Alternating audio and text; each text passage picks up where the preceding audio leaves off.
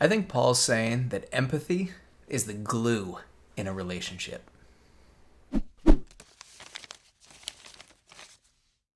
So we're up to verse 15 in Romans 12. Let's read it together. It says, "Rejoice with those who rejoice. Mourn with those who mourn." You know, you're probably familiar with the difference between sympathy and empathy. Sympathy is when you feel the same thing that another person feels. And that is usually just kind of a coincidence, right? You know, it's the same, like, oh, you know, I ordered the same entree at a diner, you know, or something far more serious. It's like, you know, like but it's kind of coincidence that those two, that you share the exact same feeling. Empathy is when you put yourself in another person's shoes and imagine how they might feel in that situation. You try and connect with what they're feeling. You don't have those emotions. You don't understand. You may not even understand those emotions, but you try as hard as you possibly can to crawl inside their skin and see the world through their eyes. You know what? This verse calls us to do two things, right? It says to rejoice with those who rejoice.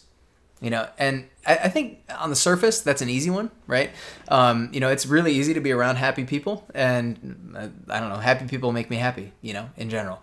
I think sometimes when there's jealousy involved or bitterness in the relationship, you can really start to get, like, that actually becomes a really challenging call, right? You know, it's like, man, if all I wanted was a new car, and but I can't afford it, and my buddy just got a new car, it's hard to rejoice with the guy because I really wanted that car. But that is the call, right? And if we make that decision to be joyful when others are joyful, then we often are drawn into closer unity together. This last part, though, I think is really, really important for us to think hard about, okay? It says, I keep losing it, sorry. Mourn with those who mourn. Grief is a funny thing, and it sticks around. For those of you that have gone through grief, it rears its head at weird times, years and years and years after the loss has occurred sometimes. And but the truth is that it's essentially impossible to understand the grief or the pain that someone feels, whether it be the loss of someone close to them, or the death of someone in the news that looks like them, or, you know, whatever it may be. There is a tremendous amount of pain that can occur inside of a person that you may not understand. And what the Bible calls us to do is to mourn with those who mourn. It's not asking us to gauge whether or not the mourning is appropriate or reasonable. It simply says to mourn with those who mourn.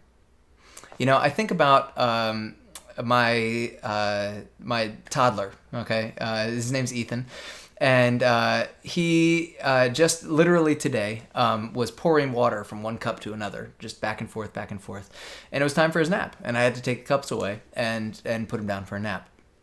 He was devastated, falling on the floor, rolling around, kicking the ground, screaming. I mean, the kid was mourning, but I didn't have a whole lot of patience or empathy for it, right? But especially with a toddler, you know, if I'm like, let's go, you know, get up, stiff upper lip, boy, then we don't get anywhere. All he needs is a hug, and we're back on track, you know? And I really think that that's kind of what this verse is talking about sometimes, is when we can't connect with the reason why someone's mourning, we still have to figure out a way to mourn right alongside them. Because when we do, we often end up coming away from that interaction with a far greater understanding for why it is that people are sad or heavy about what's happened to them in their lives.